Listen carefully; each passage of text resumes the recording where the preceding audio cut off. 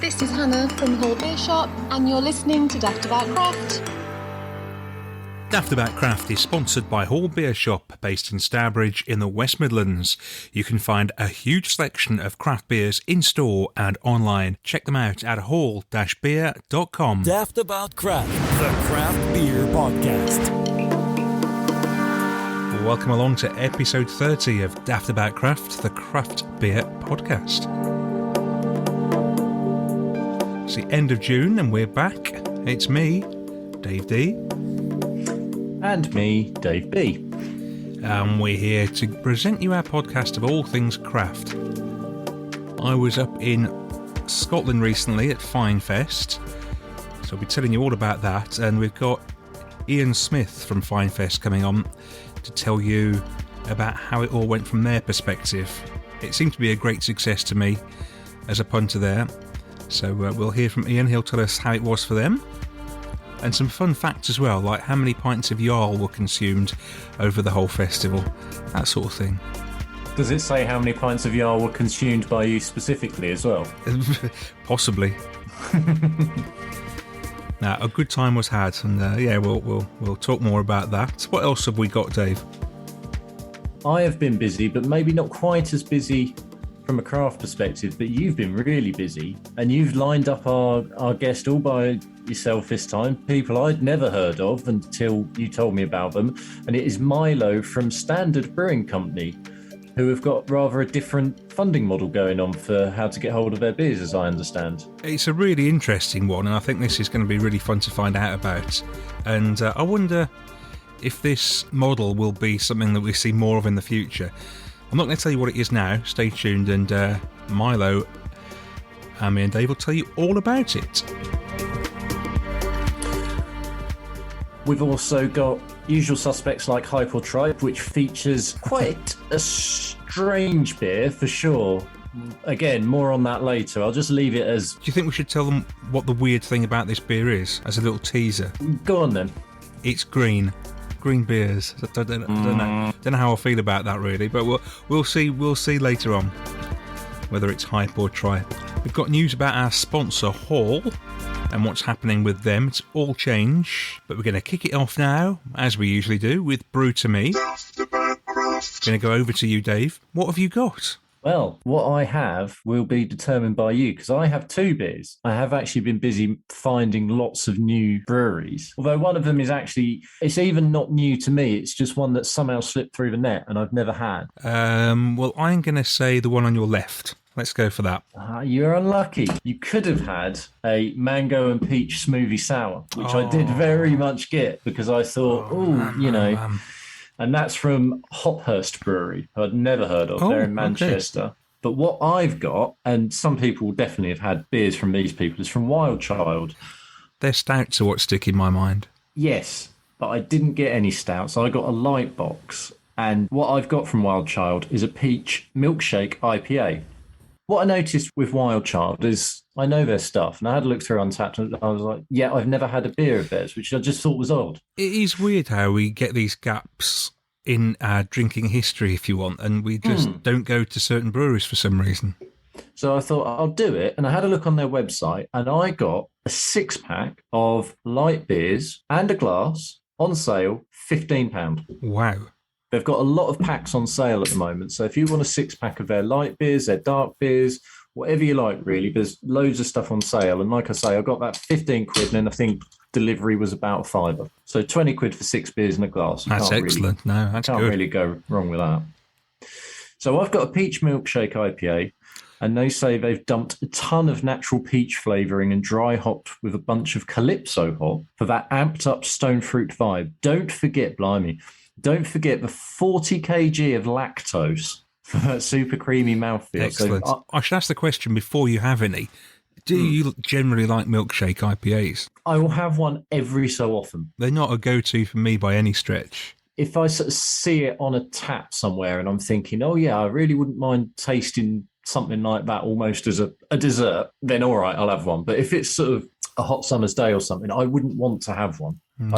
I think in my head it'd be a bit too sickly. Yeah. So what I'm thinking with this straight away in my head, because I've had it on tap and everything, is Tiny Rebels Peaches and Cream. Right. Okay.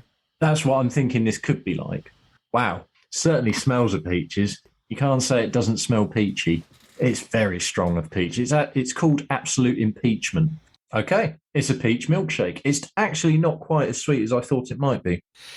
It's weird, isn't it, when you open a beer, pour it in the glass, and you think, yeah, oh God, this is going to be really sweet, and then it isn't. I had one recently, and I thought, oh, that smells far too sweet for me. Then dive into it, and actually, it wasn't completely different.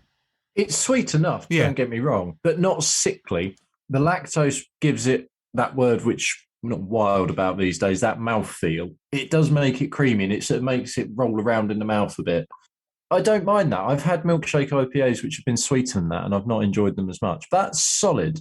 That's better probably than what I expected, because the other ones in the box I've got are a bit more sort of you know, a pale, an American pale. There's a Pilsner, and I sort of saw this one. I thought, no, that one's a bit more wacky, so we'll go with that one and see what that's like. That's not bad at all. Here's a question for you. So you got your 6 cans and the glass delivered for 20 quid.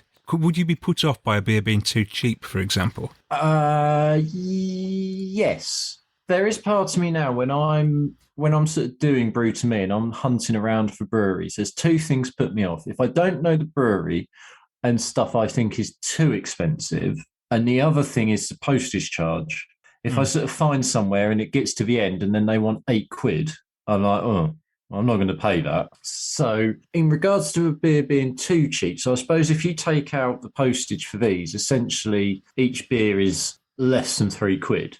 Now, it was up for 20 quid originally, this box, and then they've knocked a fiver off it. So yeah, those beers, they're about 3 quid, aren't they? Normally 3 something, and as they were on offer, they're a bit less. That is cheap. We love to get a good deal. Everybody loves that. If it was more expensive, would you have greater faith in the product? I don't know now, because I think you and I have bought so much beer, and I'd say one of the things doing this podcast has taught me is don't be put off by the fact that someone's selling a can for 3 quid and someone else is selling a can for a fiver, because it no way means that the person's 3 quid can is inferior. And on the other side of this completely, we've bought cans for 10, 12 quid and not like the contents very much at all. Exactly. So I think when I'm doing Brew To Me, I try not to be put off by the price of things. I'll have a look and I think, great, okay, I've never had this brewery, but I can get 6, 7 of their beers for 20 quid. I'm in. Like, it's a good sample size, so I can see what I think of them, and I don't feel like massively out of pocket if it goes wrong. Yeah, it's a good way to get you in, and if you like them, you might go back and get more. So yeah. This beer, and if the others sort of match up, this would make me want to try some of their stouts, because they've got some quite weird and wacky ones, and I thought, I'm sort of tempted by that. Chocolate fudge brownie or something is going round in my mind. Yeah, there's stuff like that on there for sure. There's a porter which was a bit interesting as well, and I sort of thought, that's not quite the right time of year for me in that kind of beer. But you know, a few months' time, I could see myself going back and seeing what else is on their web shop.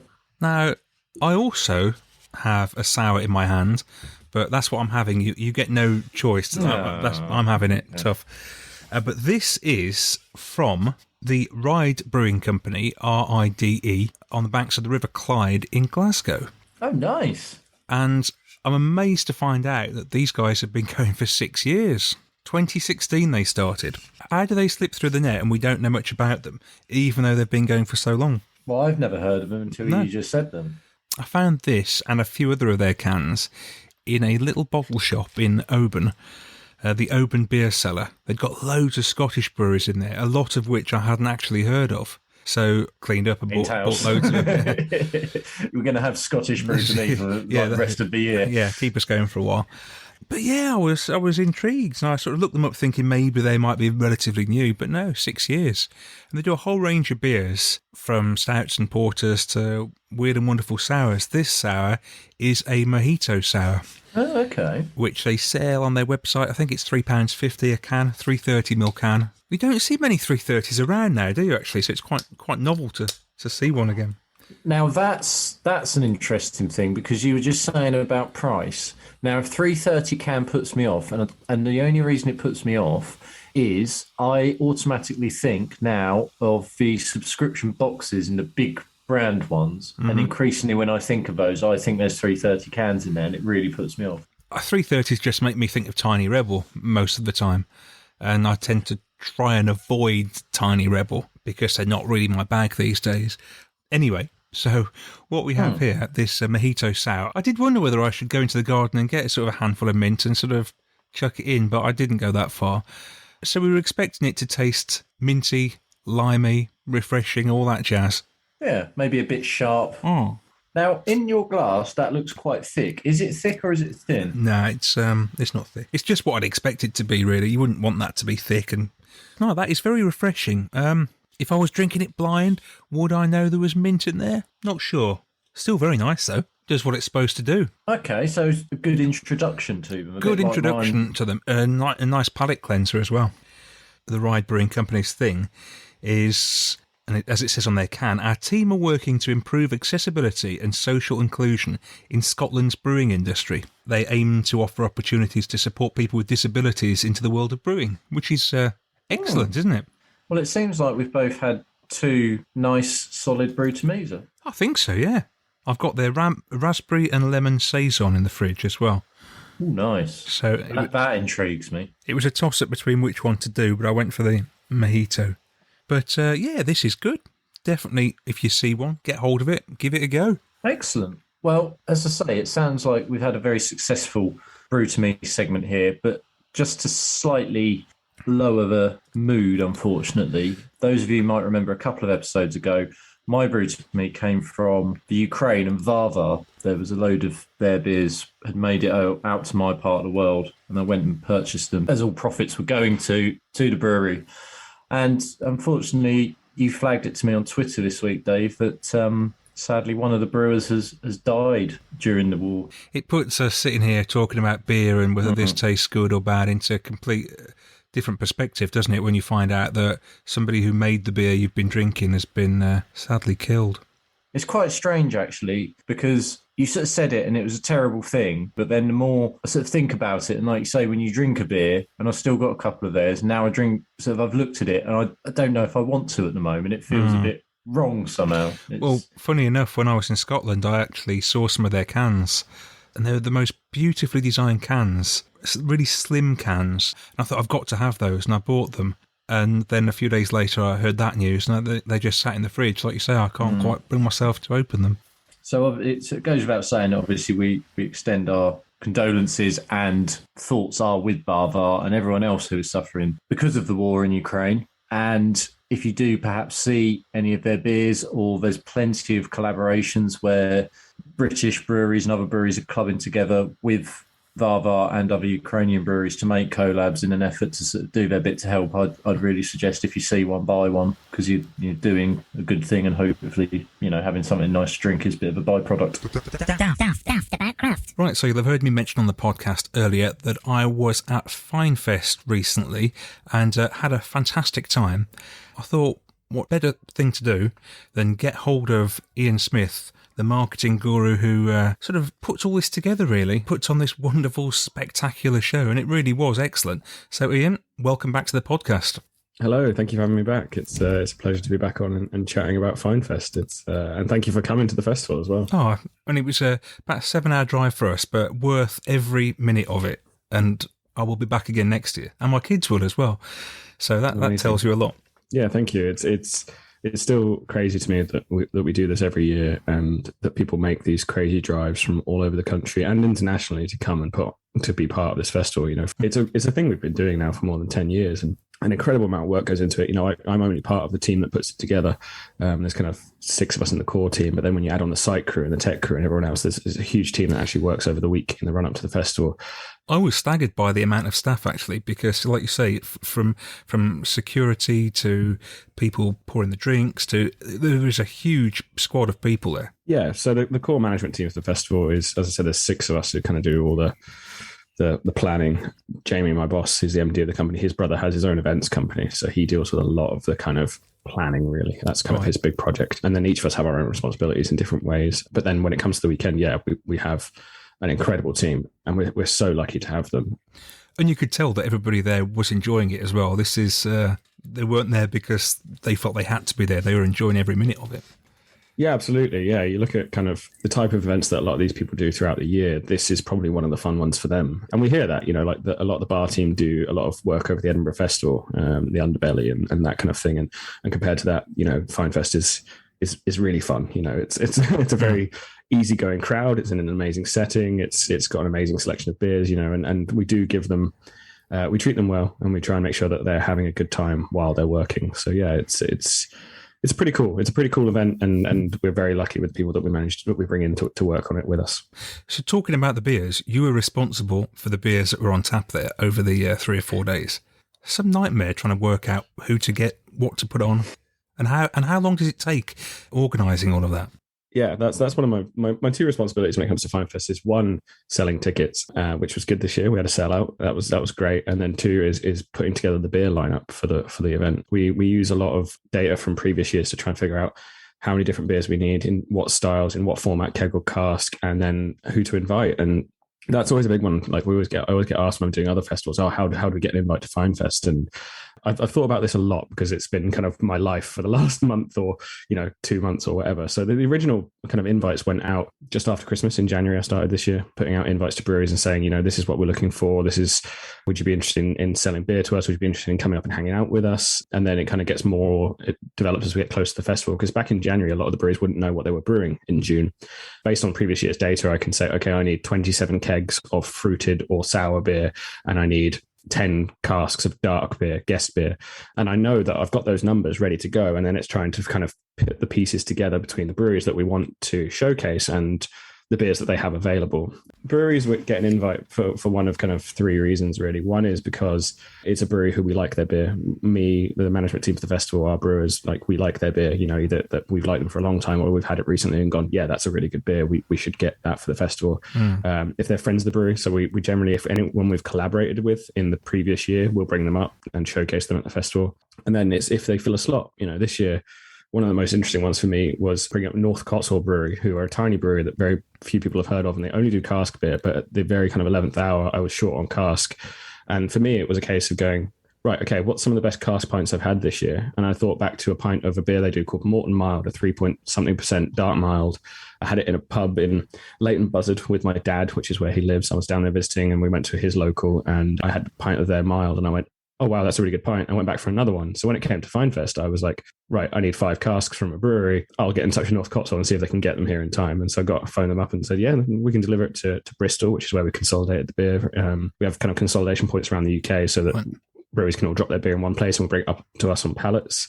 Yeah, they could drop them off and we brought them up and we put them on the bar. And it's cool to be able to do that. To just go, they were there on the merit of those 2 good pints I had with my dad in Leighton Buzzard. And that's kind of how it is. A lot of breweries, I feel bad for saying, maybe not this year, but a lot of the time it's because we don't know their beer. If we don't know your beer, we're not going to serve it at our festival because, we want to make sure that what we're serving to the people who are making the effort to drive 7 hours and come and see us, that what we're giving them, we're confident that it's a good beer. It's a very in-depth process, and I think it worked out this year. We had a really good lineup, and I'm really happy with it. I like to see smaller breweries, so to see the likes of Runaway from Manchester there and North Cotswold, that was great, because you're not going to come across those at a lot of other festivals. And it's funny, I was accused by a brewery of always inviting the same faces that you see at every festival, and I see where they're coming from, but there are breweries who are our friends, who have been our friends for a long time and have given us a lot of support as a brewery or support as a festival over the years. And people like Dare and Verdant, we've had them every year since 2017. It's not that, and that was when they were quite young as breweries. So it's not we're bringing them in because they're hype, or we're not bringing them in because they're going to help us sell tickets. We're bringing them because they're genuinely our friends. They're genuinely our friends and they make good beer. But also, if they were missing from a beer festival, people would be saying, oh, Dare weren't there, Verdant weren't there. People expect to see certain breweries at these events. I think when you get to the kind of harder craft end of festivals, then yeah, for sure. But I think people who are coming to Fine Fest, it's such a broad spectrum of people. And also we get so many people coming back every year that there's definitely a level of trust that they put in us to make sure that the beer they're going to be drinking is good. I love Dare and Verdant, and don't get me wrong, they'll be back next year because they are our friends and they continue to support us. But if they weren't able to provide beer for the festival, then we could bring in someone else. And, I'm sure that we would people would enjoy it just as much. We don't generally sell tickets on the strength of the brewery lineup, because that's not what Finefest is. It's not a beer festival. Yeah, it's a festival with beer. Yeah, I was just going to make that point, actually. The sort of people you get at your traditional craft beer festival are quite different to the people that come through your gates for your festival. Yeah, the demos for Finefest are insane. Like, we get people from kids, as you said, but 18 through 80 is not an exaggeration. We get a huge range of people. We get people who come for the weekend and only drink Jarl, and that's all they'll drink for 3 days. I saw some of those people. Yeah, and that's brilliant, And you get people who are there who'll try every new beer on the bar. They're there to tick for rate beer or for Untapped, And we have this crazy range of people that come and support the festival. It's pretty good. We were in a camper van, and we're on the first row of camper vans, so we could look down on everything, which is a fantastic view. But a couple of people in our row of camper vans and caravans, there was a couple of groups, and they spent most of the time just sitting out in front of the caravan, looking down at the festival. They could see the yoga every morning from where they were, so they did the yoga by the camper van. Yes. And they just relaxed in front of the camper van, looking out over it all. There was no need to have loads to drink. It's just a fun few days, and beer being one sort of small element of it all. Yeah, I think we did some maths before we jumped on the recording today, and I think when you work out the number of people versus the amount of pints we sold, it works out like something 11 pints per person over the weekend, which sounds like a lot, but it's over 3 days, nearly 4 days this year, because we had the Thursday early access thing as well. So it's not a crazy amount of beer for a beer festival. And given that a lot of the beer we sell is pint beer, like we purposely skew the style of beers that we do to be beers that you can drink in pints, beers that you want to drink. It's not like your 100ml tasters type of festival. It's a proper drinking festival. Yeah. 11 pints per person isn't mad. Yeah, and that's because it's a very chill, very different type of festival. We try and bring the best beer that we can together, but we also put on music. We also put on activities. And 27 different bands performed at Finefest over the duration of the weekend. Yeah, so that's actually slightly down from previous years. This year we had a new music booker in, and he's very good. He's a guy called Barney, and he's from one of the bands who played the Banjo Lounge 4, and they're very, very good, and they're one of the Finefest kind of favourites. They've performed quite a few times over the last kind of 10 festivals. He was very much kind of like, let's focus on the quality of music this year. Let's try and make sure that we've got the right people in the right stages at the right times, and maybe we don't have two bands on before the quiz on Saturday. Maybe we just have one band on, but it's a better band. And that's why we had slightly less bands performing than we typically do at 27. But I do think the standard of music was brilliant this year. I think he absolutely nailed it for his first year as kind of music coordinator, and the atmosphere across the whole site in terms of where the music was on, it was really, really good. Having Masayoki headlining the Saturday was undeniably a high point of the weekend for me personally anyway. I got to say, when they were on, for most of that, I was in the camper van, but I could hear it and it did sound good. Yeah, they played for us in 2019 and they were headlining a Friday night, and the response they got was unlike anything we've ever seen before at Finefest. And this was my 6th. I did 2 years as a punter, and it's my 4th year working for Fine Ales and doing the festival. And I've never seen a response like that before, like from the very front of the stage, in front of the band, all the way back to the bar staff behind the bar. Everyone was on their feet. Everyone was up and singing, and you usually get the slightly grumpy guys who want to sit at the back and sit and drink their pints. But no, everyone was on their feet and then having a good time. They're very, very good festival act. So we should tell people that there was several bars over the whole site, wasn't there? One of which was the Walker's Bar. You explain what that is for people who haven't been there, because this was just fantastic. Made much better by the weather as well, because it was wall-to-wall blue skies, wasn't it? Yeah, so the Walker's Bar, and I have to preface this by saying that I've never been in my 6th festival. Really? I've never actually made it up there. No, I've been up there like when it's not been the festival to take photos and stuff, but I've never actually been during the festival because I'm always too busy. Sure. But yeah, there's a kind of derelict bothy that's part on our estate, and it's further up the glen. It's about an hour's walk. I think it's 10k there and back. So yeah, it's a derelict bothy, and we put up a bar next to it in a stretch tent, and we have a food vendor up there, and we take a load of casks up there. And basically on the Saturday we encourage people to basically take a walk down the glen, and it's a nice, easy, fairly flat walk in the stunning kind of Glen Fyne with the hills reaching up on either sides of you alongside the river. When you get to the bothy, you can stop and have a pint and maybe have a little dip in the river. And there was so many people in the take river. It all in. Yeah, no, I stayed on site this year because I had a few things to fix on Saturday. lunchtime, and I reckon there was probably less than 500 people in the main arena on that Saturday lunchtime because everyone else was either on their way to, at, or on their way back from the Walker's Bar. Yep. It's a real feature every year, and yeah, this year with the weather being so glorious, it was very popular. I cannot recommend it enough to make that walk. Like you say, it's all really flat and just a nice hour's walk there. Sit down by the river, watch people popping in and out of the river, cooling down in the river. There was live music there as well. Beer on tap. What more could you want? It was amazing. Lovely, lovely atmosphere. We've always maintained as a brewery, as Fine Ales, that our location is part of what makes us so special. We're so proud of where we are and our estate, up in Scotland. So encouraging people to embrace that a bit more and take that walk and actually see for themselves, what makes Glenfine so magical is a big thing. And it's great for us that so many people do it. It's a really special kind of place. And also, if you're hungover after overdoing it on Friday night, it's a really nice way to clear your head. Yeah, absolutely, yeah. Must say, we were there every night and I didn't wake up with a hangover on any day. And people were generally pacing themselves because they wanted to enjoy every aspect of the festival. Absolutely, yeah. That's something I noticed as well. During the festival, I'm kind of here, there and everywhere. And I generally, when I can, I try and jump on the main bar because that's the central hub. It's 32 keg taps, 32 cask lines. And, that's where everyone's congregating to get beer. Everyone at some point will come into that bar. It means I can stop and say, are you having a good weekend? What are you drinking? What do you want to drink? Blah, blah, blah. And it means I get a chance to talk to a lot of people when I'm not running around. I can jump on that main bar and talk to people who have made the effort to come and see us. Yeah, that's something I really noticed this year was that people were pacing themselves. And I think that's the heat.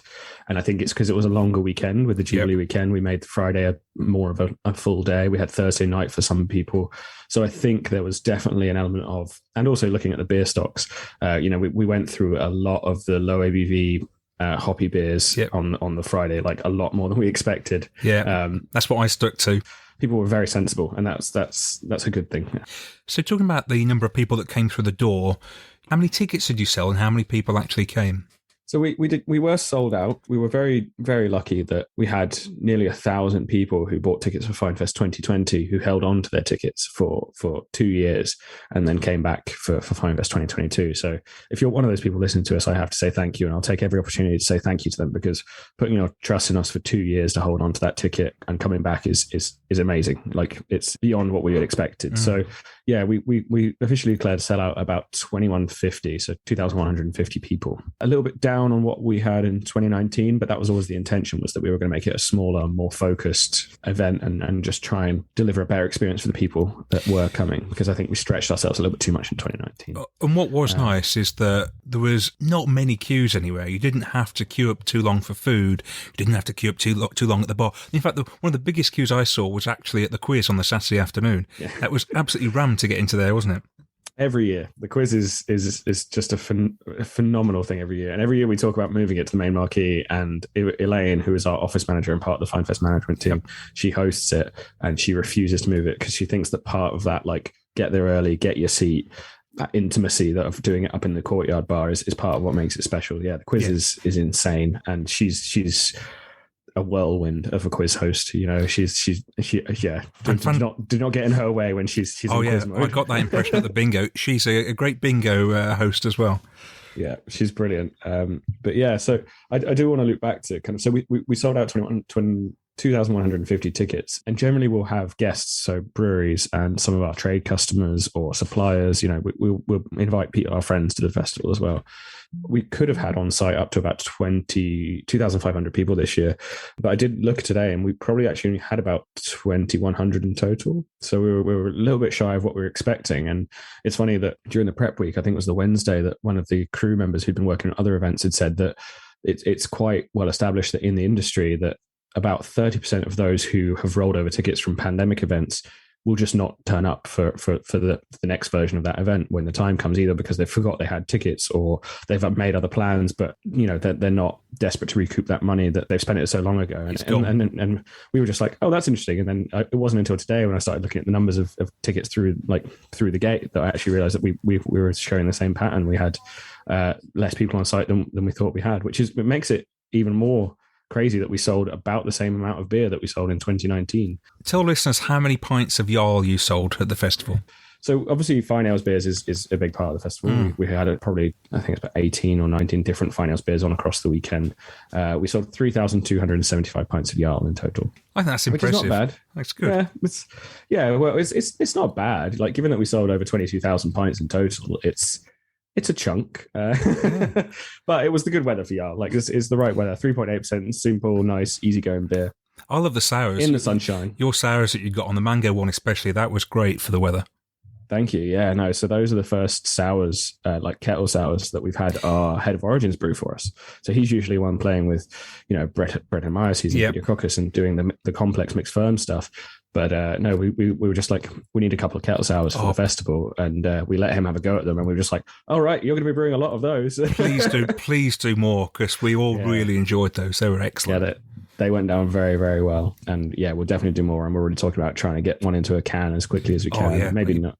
Well, we'll see. If we can get it in before the end of the summer, it'll sell well. But definitely, yeah, it's gone. We haven't brewed a kettle sour since 2019, since the last Fine Fest, because it's not something we really package very much in can or bottle, and it's not something that we particularly sell a lot of when we do them. It's not something we're known for. No. So during the pandemic, it was all about doing beers that people know and people trust, and that we can put in bottle and can confidently. And so Kettle Sour's just kind of slipped off the list of things that we wanted to brew. And then we had the festival coming and decided we wanted to brew them again. And Pavel, who our head of origins brewing, absolutely knocked them out of the park. He absolutely smashed them. We'll be doing more. The amount of people I saw drinking pints of the mango all over the site was immense. Yeah, when he brought us the samples of them, like I took a photo of them side by side, and I was just like, those are the beers that you can spot them across the courtyard or across the bar. Yep. You see someone with a pint of it, and you go, "Ooh, what's that?" Yep. And that's exactly what he did. He absolutely nailed it. Yeah, spot on. So, at which point do you start planning FineFest 2023? We have, I should say. It never stops, does it? Early discussions are happening. So one of the key things that we do every year is after the festival, we do a survey of everyone who attended, or as many people as attended as we can. And we'll use that survey to improve the festival for the next year. That feedback is so useful in terms of what do we need to tweak? What do we need to improve? How do we make it better? So in earnest, we won't start planning until we've got that data back. We can actually sit down as a team and do a big debrief, and everyone keeps notes over the weekend. The management team keep notes over the weekend. So we'll sit down and look through our notes, look through that feedback. And that's when we'll start going, right, FineFest 2023, here's our headlines and what we're going to improve. The first thing we need to do is get the dates set. That's the discussion we're having now, is what the dates will be for next year.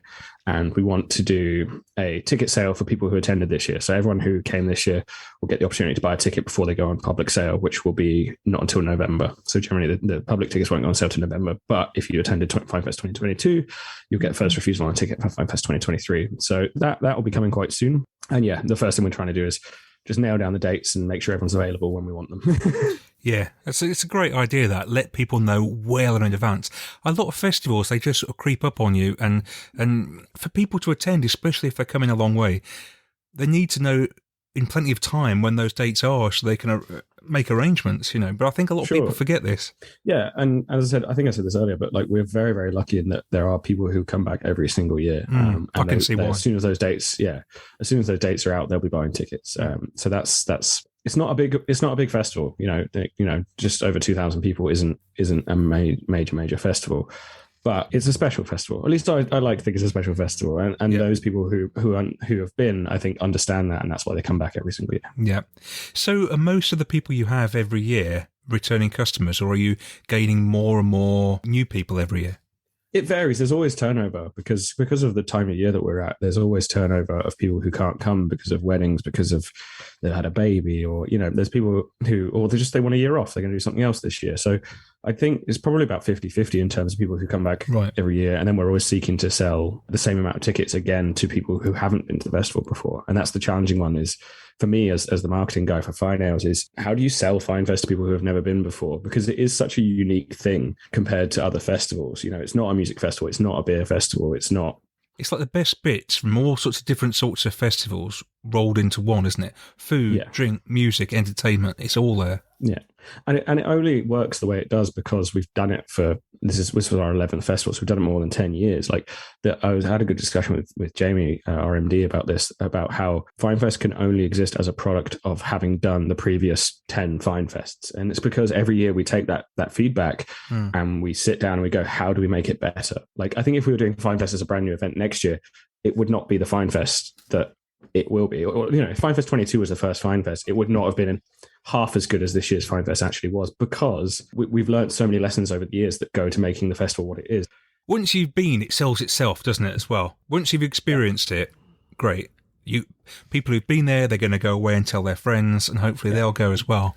Word of mouth is huge. Yeah. Absolutely huge for us. Like, yeah, we definitely see that every year as people want to come, and they want to come with groups. And you see people like you can kind of see it when people are arriving. They're reuniting with their friends. And this year, especially after people haven't been doing this kind of thing for a couple of years, like you can actually see people who haven't seen each other for years, meeting on the field and raising a glass with each other and having a laugh. And that was so satisfying. Like being on the site and seeing people having fun and smiling and laughing and being with each other. It was just so lovely. It felt long overdue. Of all the beers you drank over the 3 or 4 days, which was your personal favourite or favourites? So and you can't say Jarl, by the way. No, it won't be a finals one. I get plenty of that a year round. But yeah, as the guy who brings all the beers in, there was so many moments over the weekend. I was like, oh, that beer's on tap. I should try that, and then didn't have time to drink it. So the beer that I drank most of throughout the weekend was cans, not even draft. I drank cans of Duration's Cut in Grass, which is their Italian Pilsner. Oh, okay. I bought a case of it for the can bar that we have up at the Brewers Talks. Yep. And it's just a very, very good Italian Pilsner. And it was kind of became my go-to, and I snuck some cans away. That or Schofferhofer, because it was Schoff weather. Schoff grapefruit. It was. Man. Oh, got absolutely smashed. We had a keg of Schoff grapefruit on the international bar and a keg of Schoff pineapple. And I think we got through 50 litres of Schoff pineapple in about 15 minutes. Wow. On the Friday afternoon, because it was so hot and everyone wanted it. But yeah, between the keg Schoff, which was on the Thursday night, but on the bar I was working then, or the cans that we had in the brewery tap, I drank quite a lot of Schoff over the weekend. There really was something for everybody. Yeah.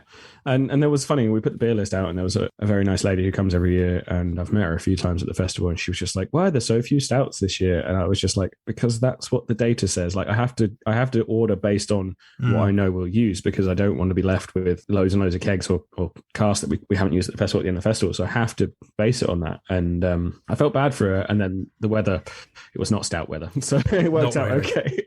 If it had been raining, yes, but not the way it was. Look, Absolutely. It was a marvellous weekend. I know we'll all be back next year. And for anybody listening who's never been, get hold of those tickets in November, because you will not regret it. Yeah, please do come and visit. We're on finefest.com, and the website still has all the 2022 info right now, but we will update it as soon as the dates are announced. And check out the Facebook as well, because we should have all the photos from this year's festival up on the Facebook, which should give you an idea of what it's been like. And from the ones I've seen, the rushes that I got from the photographer, it's cool. Like there's some amazing shots of the Glen and the people, and yeah, it was a really lovely festival this year, and God, we've got a lot to live up to next year. Daftaboutcraft, the craft beer podcast. Well, I wonder what you've been drinking recently. Had any decent beers? If so, let us know on our socials. We'd love to hear from you. Beers we should be trying that we might have missed out on. But this is the part of the podcast where we tell you what we've been enjoying drinking recently, in the section that we call Tried and Tested. Now, obviously, I've been at Finefest since the last episode, and both of the beers, I say both, it's usually one favourite beer we pick, but I've got two this time, both of which I had at Finefest. And both of them were big beers, despite the weather being fantastic. I had a couple of little tasters of a couple of stouts, and they were really excellent. The first one was from Salts, and it was called Hexagon Project Bourbon Barrel Aged Chocolate Stout, 12.6%. The second one was from Spain's Basque Land, and it was a double imperial stout, 12.77%, called Time Stretch. Both massive beers, and both made so well. Everything you'd want from big stouts, but perhaps not in the sunshine. So, like I say, didn't have much of those. But thanks to Dave and Jill Ingram, friends of the podcast, who gave me tasters of those beers at Finefest. Before I hand over to Dave to see what he's been enjoying recently, talking about Fine Fest there, I'll use this chance to mention a couple of other craft beer festivals that I'll be going to soon. First of which is in Reading at the South Street Arts Centre, and it's the Craft Theory Festival. You can find them at crafttheoryfestival.co.uk, and had an invite from the guys at Dolphin to ask us if we'd like to go along, so I will be there on the 1st of July. Really looking forward to having some of their beers. They've got 4 specially produced beers, Dolphin have, so of course we'll be having all 4, hopefully, if they're available. Also from Reading, Phantom Double Barreled, they'll be there at the Craft Theory Festival, and plenty of other names as well, so we're really looking forward to that. Now, a bit closer to home for me, the Malvern Food Show, slightly obscure one, but it's going to involve a pop-up bar and pouring from our good friends at Copper Beach. So we really can't wait for this. We might even try and get ourselves behind the bar to serve a few as well. And that is on the 9th and 10th of July. And another one for later in the year, Rivington's Farm Trip 2022. We've signed up for that. We'll be there for the Saturday and Sunday. First Saturday and Sunday of September. We'll be there with Hannah and Paul from Hall Beer Shop, our sponsor. So lots going on, lots of festivals, lots more. Let us know if you're going to any. Anyway, I digress. Over to you, Dave, to tell us your favourite beer since our last episode. Well, I'm at the other end of the ABV scale. Regular listeners will know I've been sort of enjoying table beers more and more, but the one that I enjoyed is Floss is Boss by Assembly Brew Co. And that is a 3.6 or 3.8, I can't quite remember off the top of my head, table beer.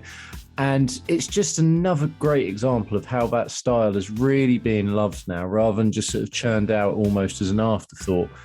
It was nice and hoppy, nice and fruity, but really, really sessionable. And you know full well that you're allowed to go back and have one, maybe 2 more if you so feel like it, even on a school night, because it's only 3 and a bit percent. It's not going to give you a horrible hangover or dehydrate you. Table beers as a whole are great. Floss's Boss is a really good one if you can get hold of it from Assembly Brew Co. But there's plenty of other ones out there, and I'd recommend trying them if you haven't. So that's what we've been drinking. Get in touch with us on Twitter and Instagram at Daftaboutcraft1. Right, it's guest time on the podcast, and it's a really interesting one, this. We've got Milo from Standard Brew Co. in London on the podcast. He's got a really interesting model for his brewery, which I think the UK has not seen anything like this before. So fascinated to chat to you, Milo. How's it going? Yeah, it's good, thanks. How you doing? We're hot. We're not too bothered, but we're hot. But apart from that, well, it's perfect weather for a beer. So absolutely, I've got one here, and Dave's going to be cracking open one of yours in a bit. So that's good. But before we go on, let's tell people about what you're doing. So Standard Brew Co. We are the UK's first customer-owned IPA specialist brewery. It's a bit of a mouthful to say, but what that means is we are doing a little IPA subscription. We're brewing new IPA every month, changing it up every month, different ABVs, different styles of IPA, just showing how versatile it is. And, you know, it's what we like to drink as well. And at the end of your kind of year's completion of your subscription, we're giving away 12 shares to anyone who completes that year, essentially. So we're kind of sharing the love with everyone. Where did you come up with this idea? Yeah. It all started kind of in my garden, North London. I used to homebrew, pots and pans kind of thing. We'd have a big party in the garden and we'd bring our friends over and kind of force feed our friends all these beers, essentially. And well, realistically, we were probably at the time just looking for a cheaper way to drink craft beer. It all kind of came through sharing with people, and I kind of grew up in hospitality, and I've got about 10 or so years in hospitality, managing different craft beer bars, restaurants. You know, I've got chef experience. I've done every job there is known to hospitality, essentially. But it's always been about kind of hosting people and sharing with people, and especially with the beers. When we were making these at home, we were giving them to our friends and getting feedback, and not charging anyone for it, and just giving something back to people that would bring ingredients for a dinner party or would bring a bottle of wine, be like, oh, well, we'll give you some beer. And that's how it kind of came about. And that kind of just evolved. And how can we bring people more involved, and how can we share more of this with people? And for what kind of better way to do this than actually award shares to people? So what do the shares entitle people to? What can they do with those shares?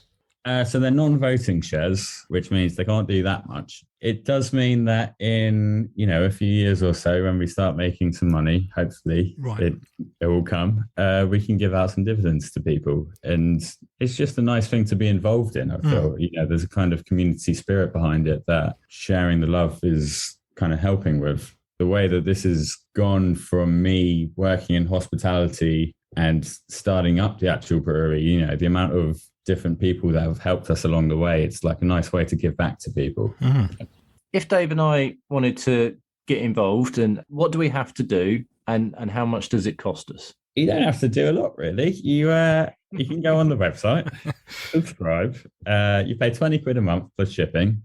We'll send you 6 beers a month. All you guys have to do is enjoy the beer, and you don't even necessarily have to do that, because if you don't like it, then we'll still give you the shares. You just have to complete the 12 months. So it's basically a subscription box with a difference. The difference being at the end, you get something else over and above the beers. Exactly, yeah. It's a subscription box with a little prize at the end, that everyone gets the prize as long as they do the 12 months. We may cap it at some point, if it looks like it's getting too much. We're still very much at the beginning of this process. We haven't done a full year of subscription yet to anyone. I think the thing with subscription boxes, we've talked about them a little bit, is that you sign up and you keep getting the same beers again and again if you're not careful, but you're not going to do that. You're going to switch it up and people will get different beers.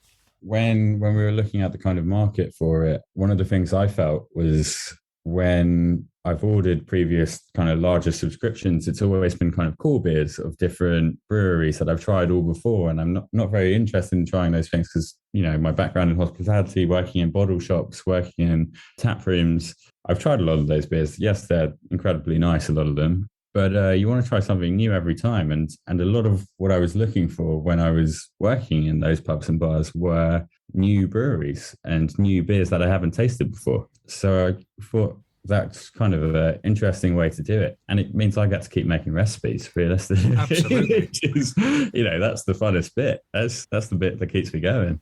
So obviously you've got to turn around new beer each month. What sort of size kit and everything are you working on at the moment? I brew out of 1 Mile End in Tottenham. Oh, yeah. So they're just by Northumberland Park. I've known them for quite a while because I've been ordering beer off them for quite a long time for different pubs and bars. I'm lucky enough to have them kind of situate me there. And because I know them, I can use them as my office. I can go in, check on everything. I can be there for brew days, check all the temperatures and keep everything right. And, they'll put me down sometimes, be like, hey, I'll send them a recipe, like, they'll be like, why have you put this in? It's like, I did it because maybe I shouldn't. So you're getting some really handy guidance there along. Yeah, it's been great. It's been great. And loads of breweries have done it as well. We've been, everyone I've asked for has been really helpful and been really, really guiding and, give as much advice as they can give, basically. It's been a really, really good journey.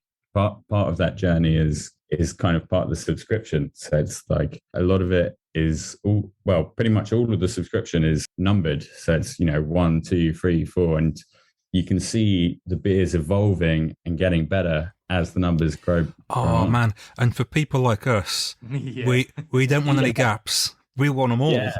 That's clever. Exactly. I like that. Yeah. That's clever. It's just a good thing, and it gets people involved, and people can be like, oh, number 2 was my favorite, and I hated number 4, or, it's just a fun way of doing it. I quite like having it quite simple, and same with the branding. Our cans have all these nice little patterns on them, kind of Matisse inspired, I would say, but they are literally just pieces of paper put in a scanner, collaged on top of each other and just pressed down. Wow, that's a novel way of doing it, isn't it? I hadn't picked up on that. I hadn't noticed that. No, it's good. This girl Amy helps us do it. She works with a few breweries, but she's great. She's also helped massively throughout. The thing I wanted to know as well is you sort of touched upon it a little bit, and obviously the beer's going to keep changing, but it sounds like the style more or less won't. We are only going to do IPAs, but we will do different styles of IPAs. You know, we've done West Coast, we've done New Zealand, we've done East Coast. We're going to do some black IPAs. We're going to do some sour IPAs. Oh, okay. So really go right through the style then. Yeah. I mean, if we're only doing IPAs, I feel like it's given us the kind of momentum to really go for it and really just try everything. You know, you might not like one month, but you might love the next month. And that's kind of part of the journey is joining us on this kind of big adventure and finding out maybe what you like as an IPA as well. So I kind of like the beers to be accessible for people that might not necessarily be, you know, the biggest beer drinkers, but having someone who maybe says, I don't like IPA, taste it and like it is probably the best feeling in the world. It's like, you know, cooking someone mushrooms who doesn't like mushrooms and then being like, oh, this is tasty. Yeah. It's like when I've persuaded Dave to drink sours because he hates sours and generally he's now getting to like them more, which is fantastic. You know, people's tastes change, don't they, as well? Yeah, definitely. It took me a while to like sours as well. I mean, the first time I had it, I was like, am I drinking orange juice after brushing my teeth or what? Now I drink them and I've acclimatized to the flavour and I love them. The same with stouts. Well, speaking of changing tastes and everything, when table beers first got a bit of traction, Dave and I's main issue with them was you get a lovely hoppy punt, dissipates to absolutely nothing. And then we've noticed that brewers really got hold of that and they've sorted it out in the sort of last 6 months or so, and you're getting loads of cracking table beers. I've just cracked your one. I'm very excited to try it. But while I just have a little sample of it, sort of what was the sort of thinking and the... Go to a fancy restaurant or a gastropub and they have this incredible wine list with these... 2 pages long of, natural organic wines and all of these new modern wines. And then you go to get a beer and there's Moretti and you're like, oh. There's a restaurant in Birmingham that have just done a tie-in with Attic Brewery in Birmingham, a restaurant called The Wilderness. And they did a 6-course tasting meal with beers for each course, but they had a really low take-up on it. People didn't seem interested, but I think this is more because... people don't understand there are so many different styles of beers and that beers can do so much. Yeah, and I think probably the people that did go probably had it and were like, wow, this is incredible. Or exactly. This is, I really see it. And I think the thing with the table IPA was my feeling at least is that, you can go to a restaurant and get a table wine and you can get a carafe of wines. Why can't you go and get a pitcher of beer and share it and have it be a nice low percentage beer? I think a lot of people, when they make table beers, there's kind of a few directions you can go. Colonel obviously do the best table beer. They go the kind of more hoppy, kind of hazy direction. And then some people go the more kind of subtle lager direction. We kind of wanted to be somewhere in between the two, really. We wanted somewhere that can quench your thirst, but not get in the way of everything. Yeah, it definitely does that. It's actually a really different table beer. I've not had one like this that's this sort of dry or dry hopped. What hops have we got in here? And is it dry hopped? There's Equinox in the Whirlpool, and there's Equinox and Azaka in the dry hop. But it's mostly Equinox. That's interesting, actually, because I wouldn't have picked that. That's quite interesting having it dry hopped. I don't think you get that dry hopped very often. It's not overly dry hopped. I tried to put most of it in the Whirlpool to kind of keep the flavor a little bit longer. I think with that, I think it'll be really interesting to see how the restaurant industry actually comes to it and actually does it. We've done a few pop-ups with different chefs and stuff, matching different beers and whatnot. And it's definitely something we want to keep doing. And especially living in North London, there is a lot of people doing these kind of local food spots and letting people come and cook in their restaurant or come and put their beer on in their restaurant for one night or however long. And it's a scene that is evolving. If it's ever going to take off properly, it's going to be, you would think, London first, maybe Birmingham, Manchester. But are you seeing signs that we could get to the point where being a cicerone at a fancy restaurant in the UK actually is a thing? Because I think it should be eventually. I think your beer menu should be as important as your wine menu. Yeah, 100%. I mean, you've got a cocktail list, right? Yeah. Why shouldn't you have a beer list? Absolutely. You've got a long list of spirits, a long list of wine, and why shouldn't you have a beer list? I know. So, Yeah. do you keg any of your beer? Is it available on tap anywhere in London?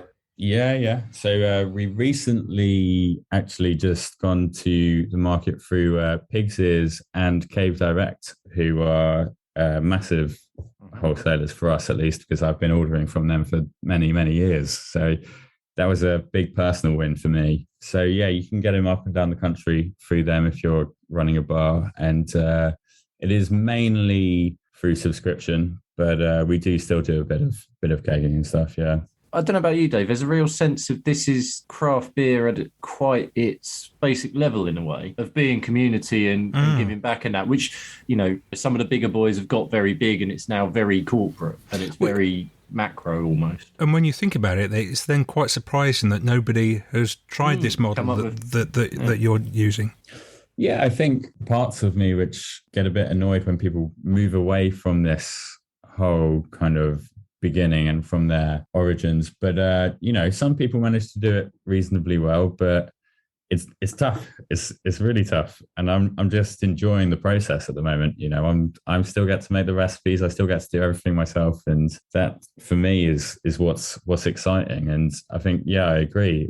It's kind of going back to the origins and why do you enjoy it and what's nice about it. You get 6 IPAs and they're all the same IPA. When you get a normal subscription, or most subscriptions at least, I'm sure there's many, but you'll get 8 different beers, 10 different beers of, 3 30ml cans. And you can't really share that with your mates. You can't, your mates come round, you're going to share a 3 30ml can between 10 people, 5 people. So you're going to struggle a little bit. Whereas if you get 6 of the same can, you can really have people over for dinner. You can do your own little party and have people over and do a little tasting yourself. Going forward, if the sort of model takes off, and fingers crossed it does, could we see a standard Brew Co tap room, or what direction would you sort of like to take the business in if you can? I would eventually, yes. I'd like to, at the moment, keep concentrating on the recipes, keep concentrating on getting out to people.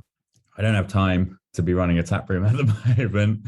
Even the guys I work with at 1 Mile Ends, they struggle to open their tap room a lot of days. I think they're doing weekends at the moment, but it's definitely something we're interested in for sure. But I think time is important, and I think I don't want to go too far too quick and then just kind of ruin everything and just no longer have any control over everything because you're rushed with this and that, and there's already not enough time on my hands. So how have you been getting on with getting the word out there? Yeah, it's been all right. We were on Sky News very briefly. That was quite an interesting one. That was pretty fun. We've done a few little bits and bobs here and there. Obviously, because I used to work in kind of pubs and bars for quite a long time, those pubs and bars are selling it, and find Untapped to be a fantastic tool. People kind of crap on it all the time. Yeah, I do get there are downfalls, but also it's like free feedback. It's great. I haven't asked these people for feedback, and I've got hundreds of people saying if they like or don't like, or what they do and what they don't like about the beer. This is amazing. That's a very refreshing take on Untapped, that is, isn't it? Obviously, there are downfalls, but we got a beer on that. I think number 5 was our New Zealand IPA. At the moment, it's above 4 stars, which is crazy good for us. That's really helping getting the word out, because we can be like, hey, we've got this beer on Untapped that's above 4 stars.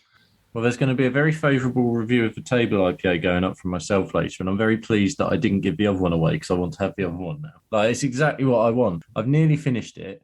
If the can was in the fridge, I would go down straight away downstairs now and crack that and have that again, because it's just exactly what I want. So it's a lovely beer. It's really nice. The dryness actually mellows out a bit the further into it you get, I find. That's probably the better compliments you can get. It's like, I can have more than one of these. That's what you want to hear. That's absolutely what you want to hear from people.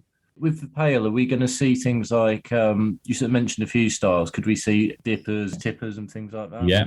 Part of the fun of the subscription is you don't know what you're going to get until it comes, and then it comes and you get a little bit of writing about it, and You get to find out a little bit about it, and you can taste a double IPA for the first time, or you can have a table beer. We just did a Bellini IPA where we try to recreate the flavors of a Bellini cocktail. So it's like that dry flavor that you're speaking about, a little bit of that with that kind of sweet peach syrup and that fizz and moorishness, and essentially what you want in the summer.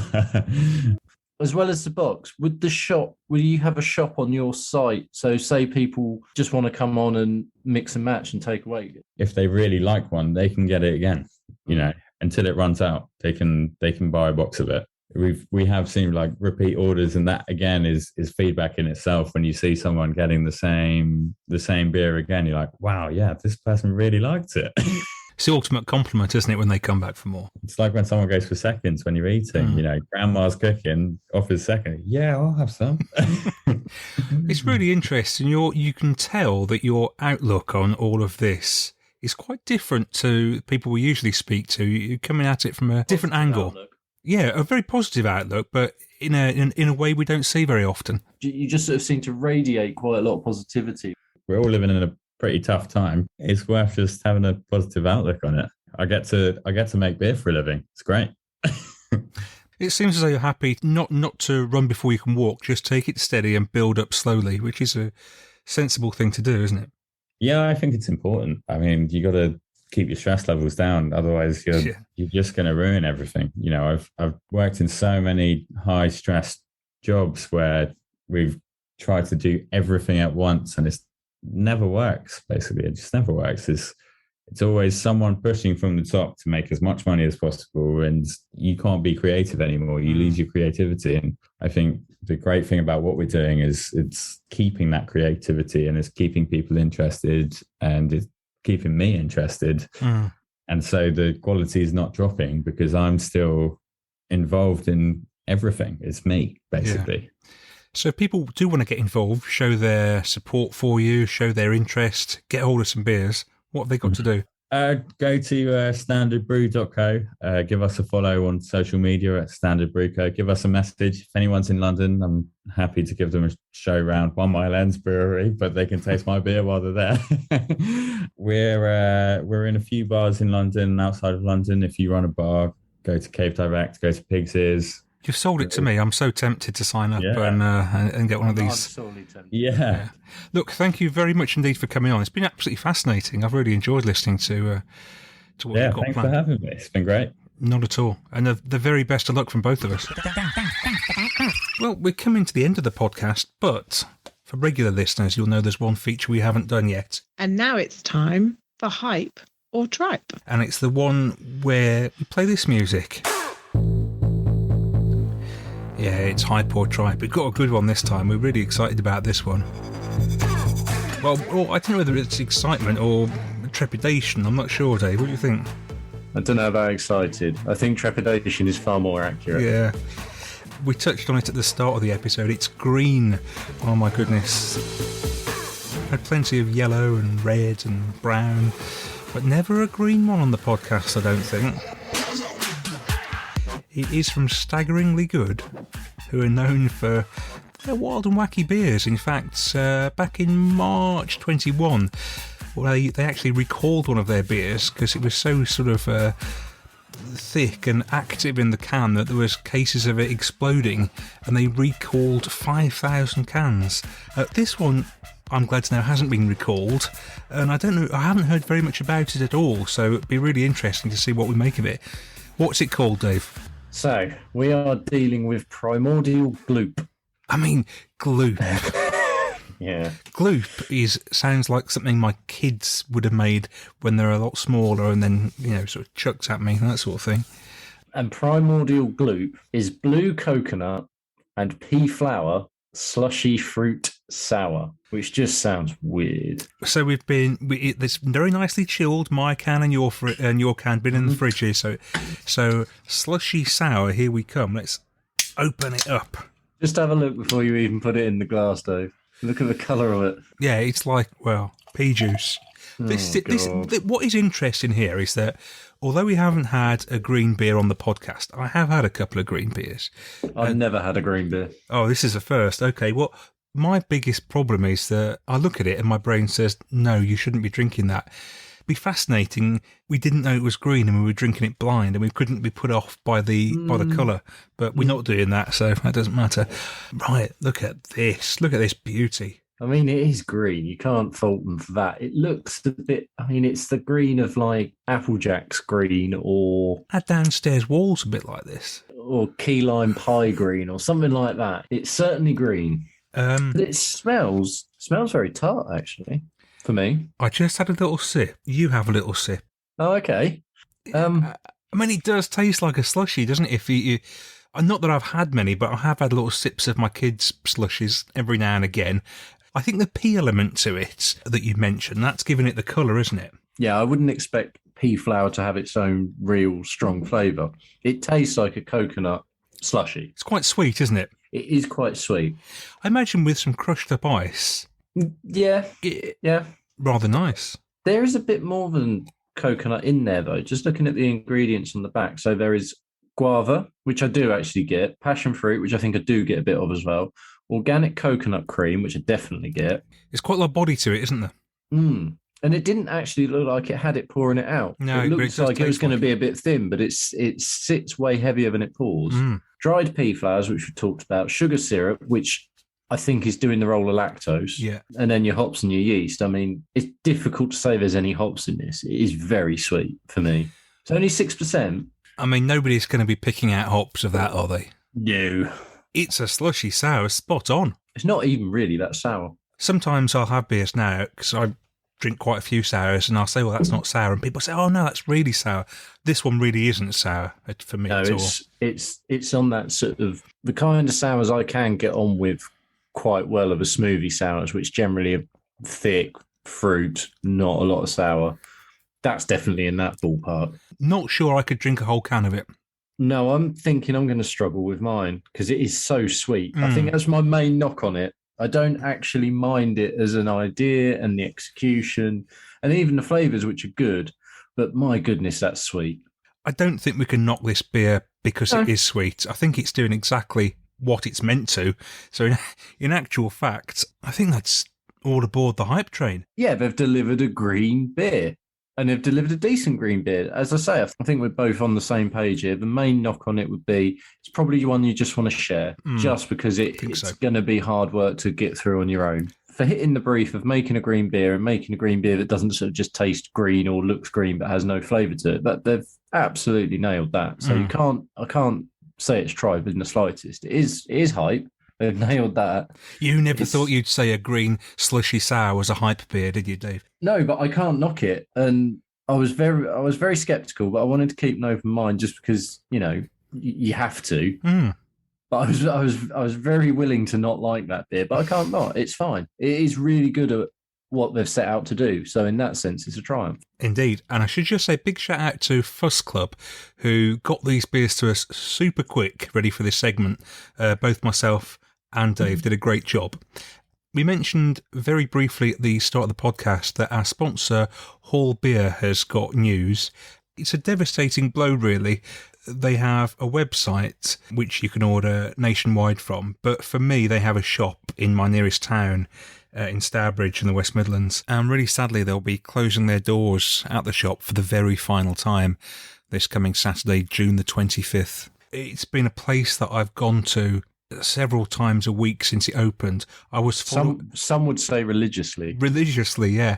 I followed them on the socials when they were thinking about starting a shop, and I've been with them through the whole journey. So, you know, and what they created at Hall in that shop, you've been there a couple of times, Dave. What they created was superb. Such an atmosphere that just everybody was welcome in there. And I've made so many friends who I'm sure I will carry on seeing once the shop is closed. I can't tell you, you know, it's such a great place and such a shame that it's closed. But what this does go to show is that you've got to support your local bottle shops, bars, micro pubs, whatever. You've got to give them your support if you can. I know times are so difficult now, but if you can support these establishments any way you can, please do. Don't forget they're there. And interestingly enough, after they announced that they were closing the shop down, loads of customers from months gone by who haven't been in for a while have started turning up, which is great, but if only they'd have done that before. tough, isn't it, when it's on your doorstep and you sort of just take it for granted almost. But in amongst, obviously, the sadness of the local shop for you shutting, there is good news, isn't there? There's good news on the horizon, yes. The local shop to me that's closing, that's a bottle shop and bar, but there is rumour that they will be opening another bottle shop elsewhere where they should be able to serve a lot more people. I won't say any more than that, but that is on the horizon, and I really hope it works out for them, because Hannah and Paul are such lovely people, and it's been great to have them sponsoring the podcast. And they are still sponsoring the podcast because of the new place that will hopefully be opening, so we can carry on our association with them, hopefully still get drink-along beers for that section of the podcast. I'll still be seeing them out and about for our Sunday fun days and Saturday stout evenings and all the rest of it. And onwards and upwards, next place will be an even bigger success. I echo everything you said there, Dave. It is a lovely place. They are lovely people. They've made a real good fist of getting an excellent bottle shop and bar together. And hopefully this is just sort of one door closing to open another. And the other thing, as you just touched upon at the start, is they do have a website which ships nationally. And at the moment, in preparation, hopefully, for their big change that is coming, there is 75% off, not everything, but there is money off pretty much all the web stock. Definitely. And some of it is up to 75% off. And I can testify because I got 10 beers for about 25 quid because I absolutely raided all the German section. So there are some absolute bargains to be had for some really cracking beer. So if you maybe want to give them a bit of help and give them a bit of money just so it can help fund the next step, I would suggest going to hall-beer.com to get some more goodies. Daft About Craft, the craft beer podcast. Daft About Craft. You've been listening to Daft About Craft, the craft beer podcast, sponsored by Hall Beer Shop in Stourbridge in the West Midlands. Check them out at hall-beer.com.